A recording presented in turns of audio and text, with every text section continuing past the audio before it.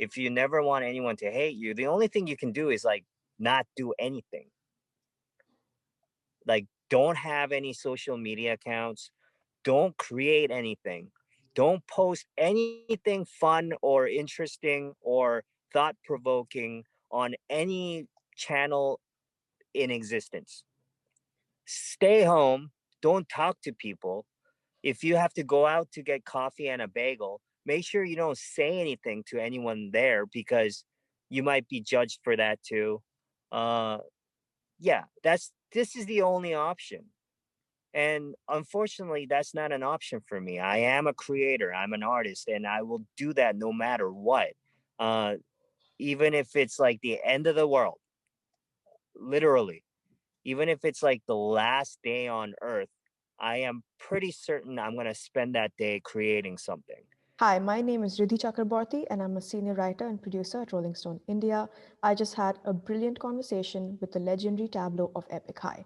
We went in depth about their new album, Epic High is Here, the challenges of our existence on social media, and the process of using music to come to terms with the state of our world.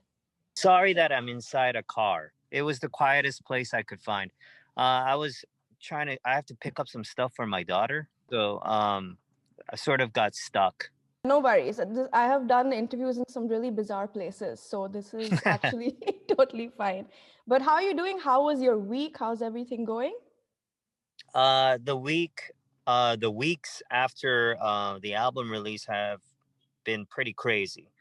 So we've been doing a lot of interviews, been doing some TV shows, and it's different because usually we tour or have a concert right after the release, Mm-hmm. and this is Yeah, the first time that we can't do that. I know. Um, and I know that since we're feeling this emptiness, I know that our fans feel it way worse. So we're trying to do everything possible to give them as much content as possible so they feel like we're around. For sure. We miss you so much. I think not being able to see you live is like a mutual sadness that the whole fandom experiences. I'm sure you also are very much part of that. But congratulations on the album. Thank you. It is Thank you. so beautiful. And I wanted to start by asking about the title because there's like so many layers of meanings to it, right? So what is a meaning that you connect to the most behind Epic High is Here? So I feel like everyone had to deal with their here last year and even now. Everyone was either home uh, or wherever they were when the pandemic broke out. And it made them reassess what here means for them. And also, it was a time where we all had to think about how our futures will change. So it felt like a good title to address what we think here means. And I feel like it's a strange time and it's a difficult time, but at the same time, because we are collectively forced to think about where here is, we can collectively decide or take a step towards there, a new there. And it begins with first figuring out where here is. So that was one meaning. And another meaning was I feel like a lot of people feel alone. They feel like there's no one there for them. And we were hoping that this music would make someone feel like someone is there, that epic high is here. I think that that's the meaning that resonated most with me because you guys have this knack of coming in with an album whenever we need it the most. I think that's like pretty incredible. What is it about Epic High that no matter what age your fans are, what backgrounds we're from, that we can sort of like find a reflection of ourselves in you? I think it, I can't say for sure, but I feel like it's the fact that we're not afraid to be vulnerable.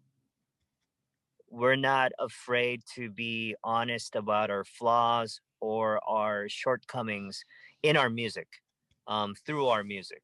So we open up our wounds, we open up our scars, and I think it invites people in because it feels human to them. But honestly, I feel like that's the way all music should be. I believe that all art should be honest about even things you want to hide or even things that you're embarrassed about, because that is the human condition. Like, no one is ever going to be perfect. Everyone is dealing with their own unique pain. And I think it's liberating to when you have artists, is even for me, like I have favorite artists as well. And they're usually artists that are very open about the things they're going through, and it helps me relate. Some of the tracks on the album you've mentioned that you started working on like a couple of years ago, Acceptance Speech, and I think even was it based on a true story? You started writing them some Yes. time ago, right? So how do you know like which is the right album to include these tracks on? Like when did you start working on Epic Eyes here, and how did you know this was the album to include these tracks? I think I'm always working on multiple songs simultaneously. So some of the music that we had on Sleepless was made around the same time as some of the songs on this album. So what happens is that as we're making the songs, we start to see like a common theme in some of the songs, and we feel like that's a project. And if that's the case, we'll leave those songs out for a future project. And unfortunately, sometimes we'll just not get around to ever releasing a lot of the songs. Do Uh, you have like a huge library of songs that like I don't know we've never seen? Like how many do you think you have? humongous, humongous folder hard drive of unreleased material. Um, Even on Sleepless, like no different. That came out like 2, 3 years later. I'm not sure if you know, but there's the song Request that I Mhm. wrote for Lee Sora with with Suga on it. Yes. That that song took about 2.5 years to get released. Whoa.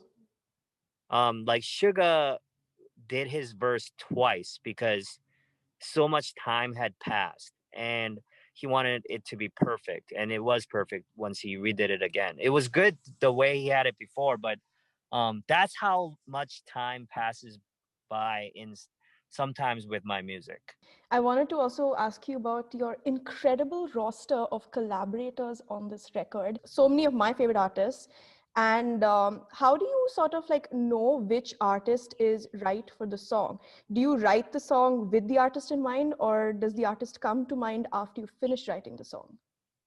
Sometimes I'll be writing a melody. For example, on Rosario, when we were working on Rosario, as soon as the hook came up, as soon as I could hear the hook, I was like, this has to be CL. There is no one else that can carry this melody with these lyrics. Um, and that's how that happened. For some other songs, I'll know exactly who I want to work with. So I'll craft the melody or the lyrics in a way where it fits that person. Like, to me, I think this album was very much about finding strength in yourself. Like that's what I took from it, you know.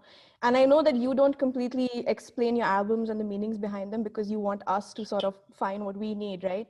But while you were making this album, what were some of your emotions around the entire process and the overarching message of it all? Okay, the so the mindset that I've had for maybe a decade now, um, it's it's very complicated. Like, I'm always in a constant state of clashing emotions, opposing forces going on in my mind. I have a beautiful daughter, beautiful wife. Like, I love my family. I'm usually always with them. So I am very happy, but at the exact same time, in my heart, I have so many different scars, um, or wounds, that I have this undercurrent of darkness. somewhere always. And I always have these, colliding, clashing emotions going on simultaneously. And that was very difficult for me to deal with. But while I was making Epic is here, I think it's the first time I realized that this is the way it's going to be forever for me. And that's not necessarily a bad thing. I just realized that that's exactly how the world is and will be. It will always be in a constant state of colliding, clashing, you know the good and the bad, the light and the darkness. And if you somehow channel that into something beautiful or something positive, then that's not necessarily a bad thing. I think this album made me realize that. A lot of the lyrics do talk about the corruption and injustice and madness that's currently happening in the world. And there's a search for something to ground you, a search for truth. What's something that, even with what's happening in the world right now, what's something that brings you back to reality and helps you sort of like cope with everything? Um, I think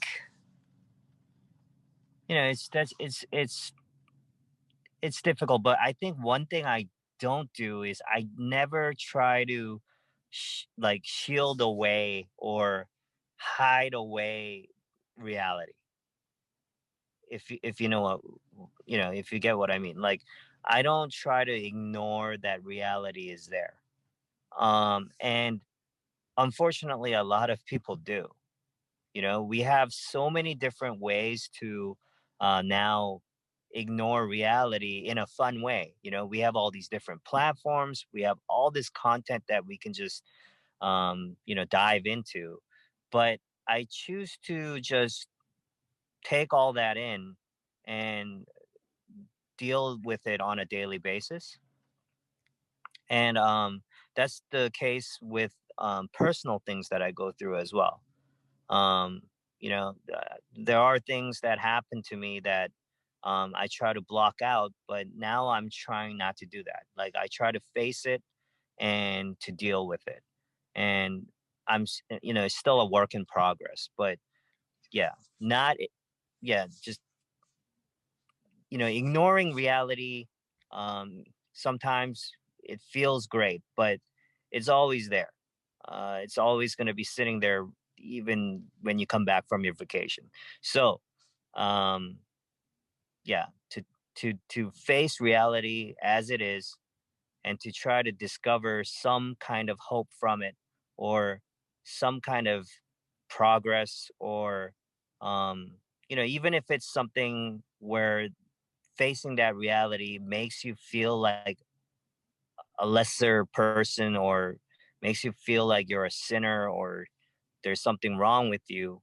um Sometimes, at least for me, when I do that, I realize what things I need to change, and how I can be better, and Mm. how I can maybe help others. Wow. I don't know, that was a really complicated answer, I'm sorry, but No, I think it was um great. I was like totally absorbed. Did you see my face? Like I totally went.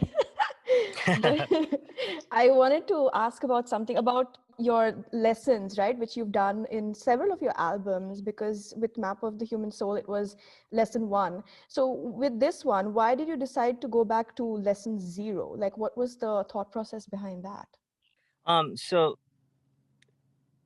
the lesson series, I started that when I was like 19. So, and then sometime in my 20s, uh once in my 30s. So it it grew with me, that series. And I realized, looking back, that I was I was trying to find answers to things that, maybe don't really have answers. Um, I realized, looking back, that there are certain truths that I held on to, or that I just firmly believed, sometimes blandly believed, um, that I feel like needed revision. uh, and maybe I don't know anything. And that's sort of a liberating place to start again. I didn't like that I have certain preconceptions about things. I didn't like that I have certain beliefs in my head that sometimes build walls, between me and another person. And I wanted to take it all back to zero so that I can open myself up to new things, um, to new information, to just more people. Did you feel like a sense of relief once it was out? Like, did you feel that you sort of did sort of go around and restart something? So Lesson Zero is posing a lot of questions. I'm not trying to like give answers or even pretending to know any answers. But I feel like these were questions that needed to be asked. And I'm glad that the song is starting conversations between different people online or elsewhere. But I do feel like I constantly need to completely destroy any any like construct of anything that I build up over the year or two after an album release. I feel like I need to take that all down and start again when I start on another album, because I am not afraid of change, and I don't think anyone should be. A lot of people are scared of, somebody might point out that, hey, you've changed. People are really scared of that phrase for some reason.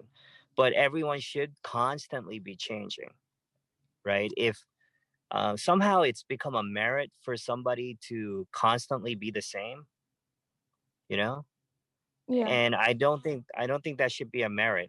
I really feel like, um, at least that's how I feel about me. Like I feel like I need to constantly revise myself and to constantly learn and to constantly stay humble.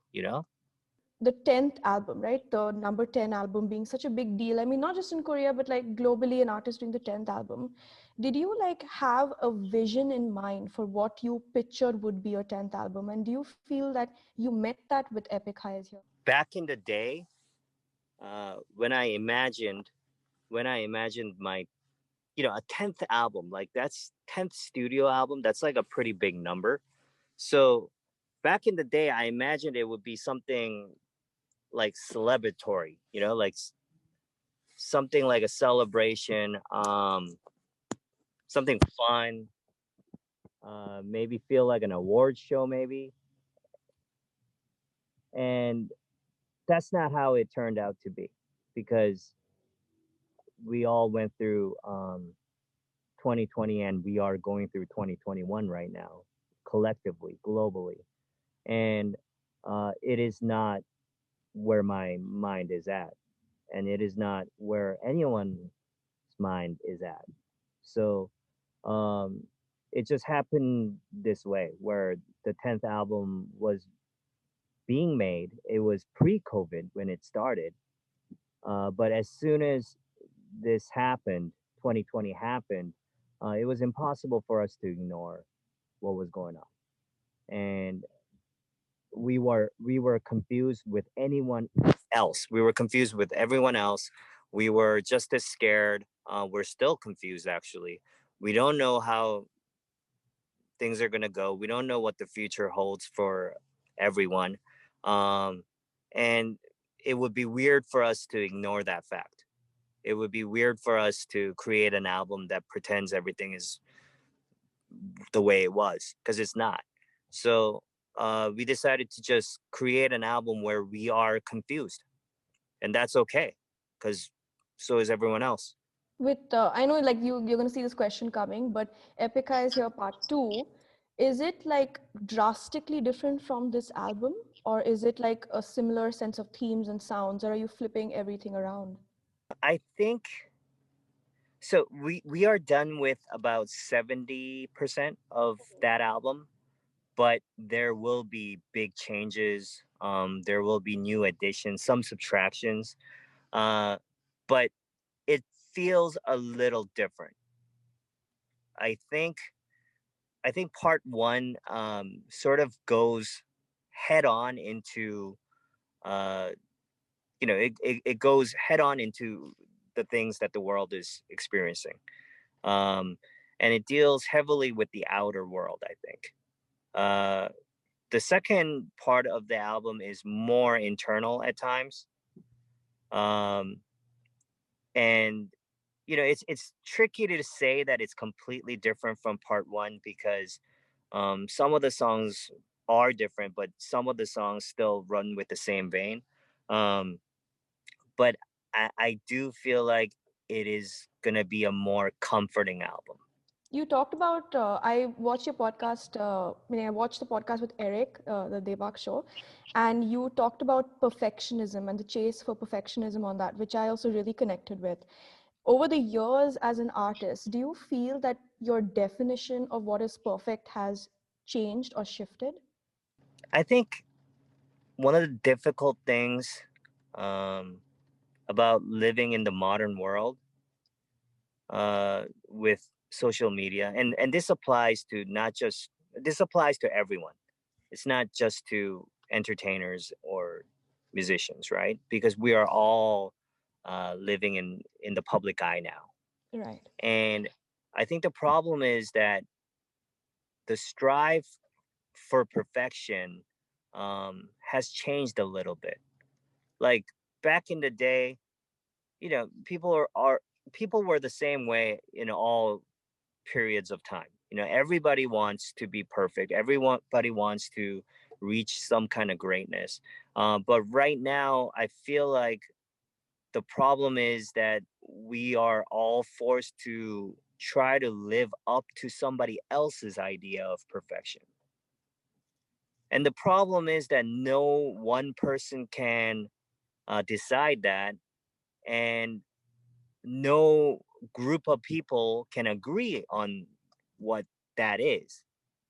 And that is forcing a lot of young people to chase a type of perfection that simply does not exist.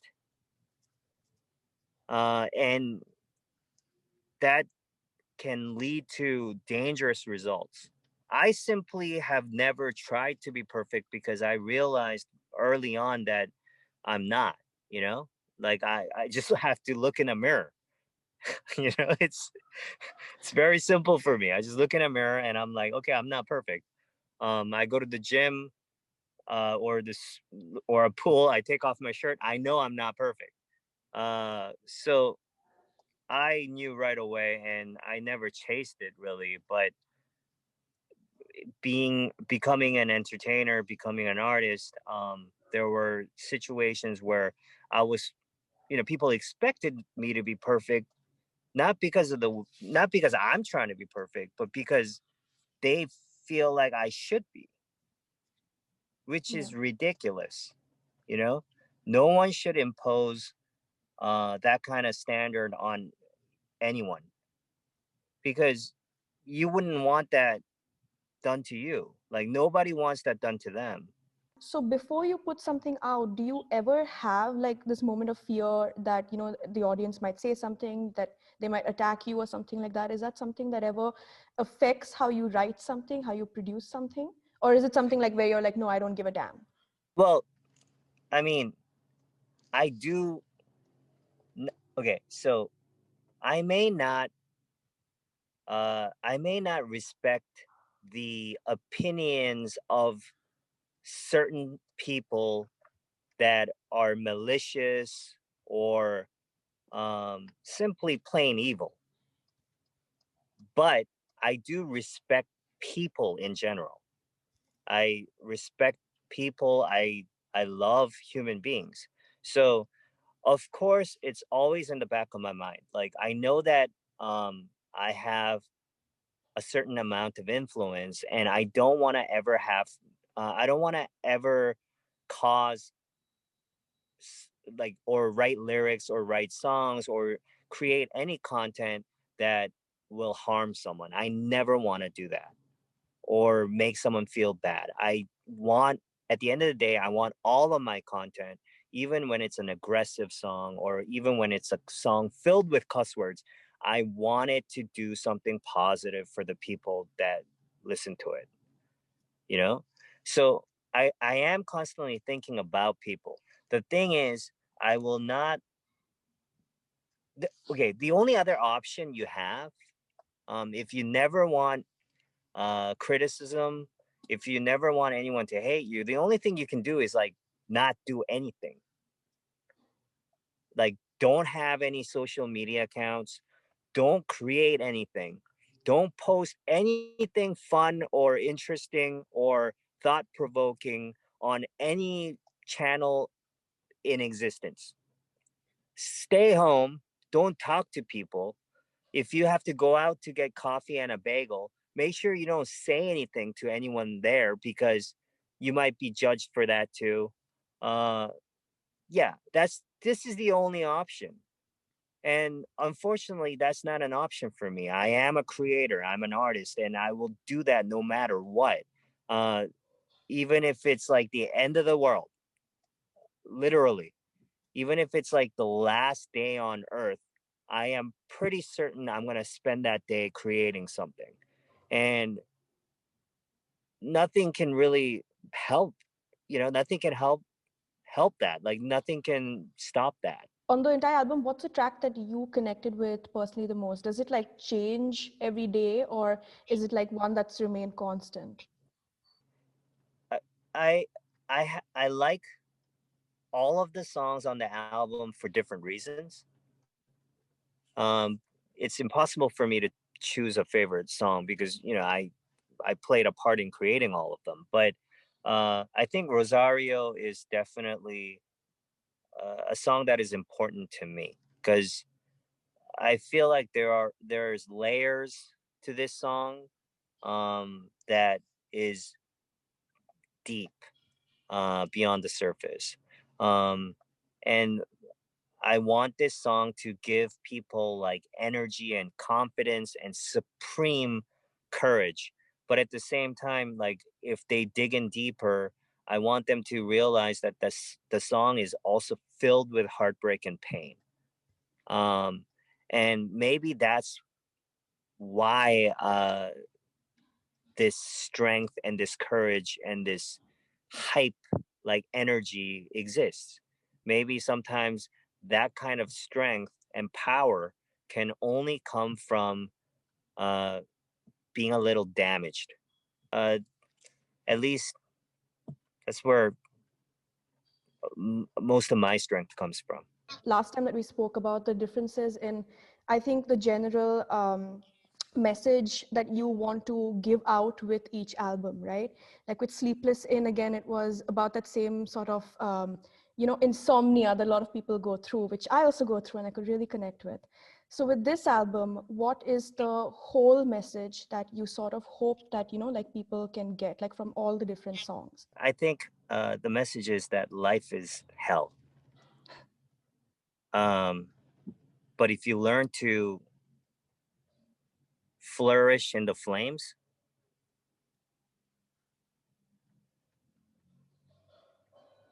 I think that's sometimes the best we can do.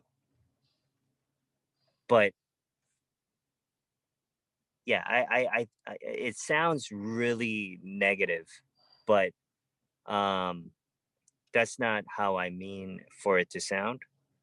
I really feel like we can't change the fact that life is really hard. We cannot change the fact that the world is very messed up. And it's not gonna just magically get better. And I I want to be able to help my audience um, first face that fact, cope with it, and also feel this power within. Because despite it all, they can they can rise above it. Despite it all, they can um, keep the flames from getting to themselves and their loved ones, um, and from burning up their dreams. I think that's the message that I wanted to convey. Hopefully, it gets through, Hmm. because I felt that, and I felt that many times in my life where I felt like everything was just it was done. Like I felt like it was over for me, and then that comes and goes almost daily for me.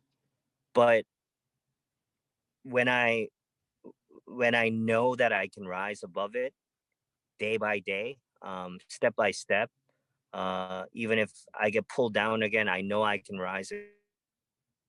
When I felt that strength with that kind of power, like that is something more divine than simply simple like self-esteem.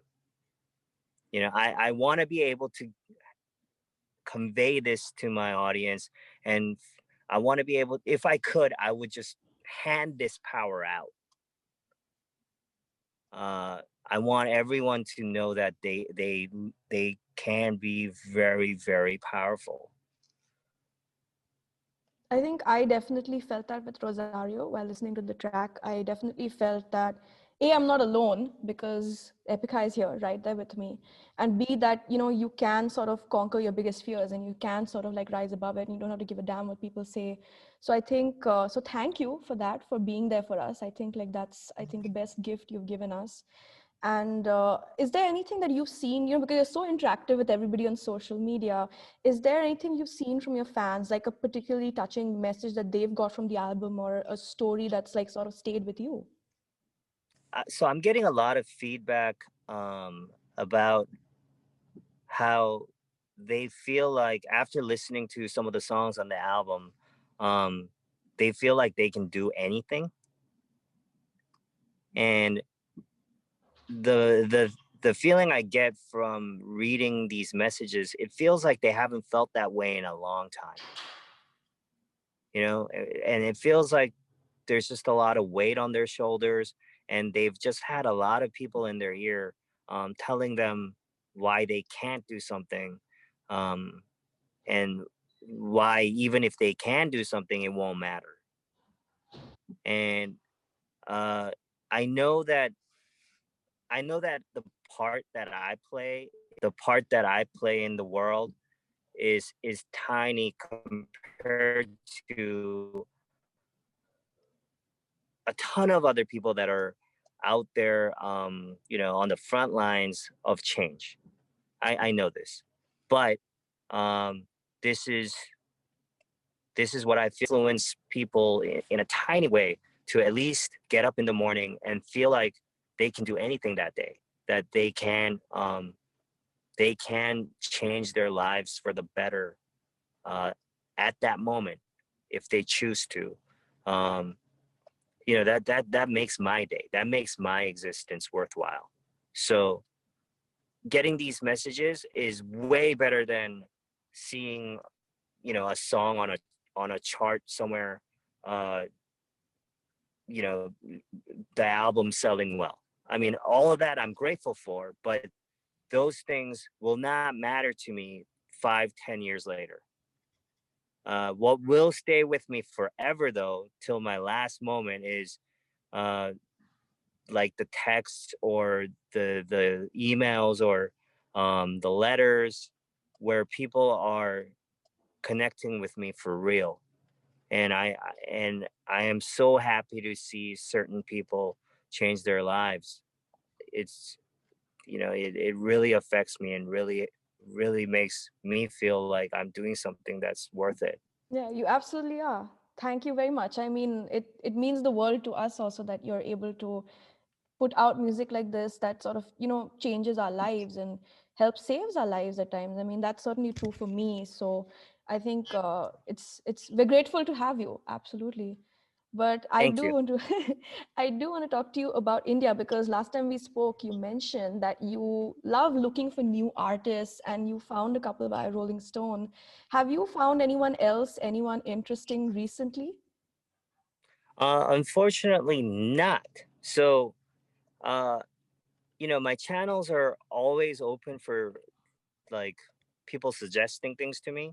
Mm. At the current moment, I'm just busy watching WandaVision, but I do have my eyes and my ears like constantly open to people's suggestions. So if there are artists that I should check out, if there's a dream collab that people have in their minds Oh, for wow. Epic High, suggest them, and it could happen.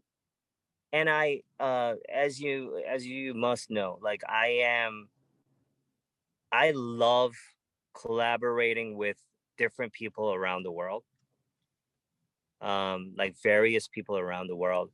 Uh, Even if it may seem like there's no connection, the minute I start creating music with them, I always find that we are way closer than we think. And I just love learning, um, learning about different cultures, and also like the different perspectives that these individuals have. And yeah, I am constantly a student, so I would love to work with anyone anywhere in the world. Amazing. If we can, yeah, if we can do something good, I want to do that. Because you had mentioned that you did work with an artist some time back, right? An Indian artist, but that song never Yes, came out. Was it the Nicholson? song could. Yes, it was, Oh, yeah. and the song is fantastic. I have it on my hard drive. Ah. Uh, it is this moody. It's raining right now, and it's perfect for this kind of weather. It's just moody, abstract. It is an amazing song, and unfortunately, they had certain problems with the group, and Mm. Oh, as I'm a so. result, it was impossible for me to release it. I mean, I would love to just leak it, but I feel like I don't want to cause like a global legal problem. But Mm. it's sad to me that this song can't ever be heard. Mm. And there are many songs like this. I've worked, I at one point in time it was a plan for me to try to work with someone from every continent. Uh, because I felt like other people, they dream about traveling the world and seeing the entire globe. um I feel like it's going to be impossible for me to go to every single country in the world, but if I can work with somebody uh in living in a different continent, that's my way of traveling. Mm. I think that's my favorite thing And about music. yeah, Yeah. and I would love to work with people like in South America, um, in India. Again, hopefully this time Yes. it can come out. Yeah. Fingers crossed. Do you have any message for your Indian fans? Because I know we're all dying to see you, but I don't know when that will happen. But do you have any message that you want to give? Yeah. One of Epicai's dreams, I think I've tweeted it before too. One of our dreams is to be able to perform in India. Um, my members have never been there. Like Epicai has never been there, and we know how many people are supporting us over there, and we also are, it's one of our bucket lists.